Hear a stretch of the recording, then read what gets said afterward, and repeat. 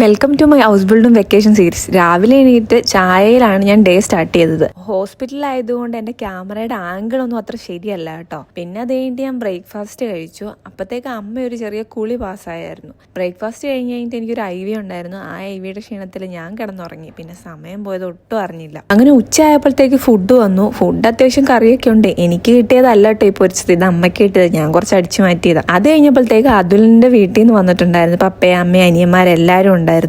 അവർ വന്ന് കുറേ നേരം വർത്താനം പറഞ്ഞിരുന്നു. അത് കഴിഞ്ഞ് ഞങ്ങൾ ചായയൊക്കെ കുടിച്ചിരുന്നു. അപ്പോഴത്തേക്കും അപ്പു വച്ചു സൈഡായിട്ടുണ്ടായിരുന്നു. അപ്പം ഞാൻ വിചാരിച്ചു ഇനിയിപ്പോൾ ഞാനാണ് രോഗി, അവരാണ് രോഗികളാണ്. സത്യത്തിൽ ഈ വീക്ക് ഞാൻ വയനാട് പോകാൻ വേണ്ടിയിട്ടിരുന്നതാണ്. പക്ഷെ നമ്മൾ പ്രതീക്ഷിക്കാണ്ടാണല്ലോ നമുക്ക് ഓരോന്ന് വന്നു പറ്റണത്. എന്തായാലും വന്നത് വന്നു. പക്ഷെ അവർ ഇങ്ങോട്ട് വന്നതും കൊണ്ട് എനിക്ക് അവരെല്ലാവരും കാണാൻ പറ്റി. അതുകൊണ്ട് സന്തോഷം.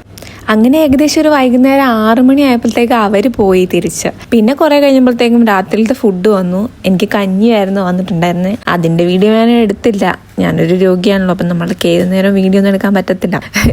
എന്തായാലും അത് കഴിഞ്ഞ് പിന്നെ ഞാനും അമ്മയും കൂടെ കുറച്ച് ഫ്രൂട്ട്സ് ഒക്കെ കഴിച്ച് ഇപ്പം ഞാൻ കിടക്കാൻ പോവാണ്. അപ്പം ശരി, നമുക്ക് അടുത്തൊരു ദിവസത്തെ വിശേഷമായിട്ട് വരാം. അപ്പം ശരി, ടാറ്റ, ബൈ, സീ യു.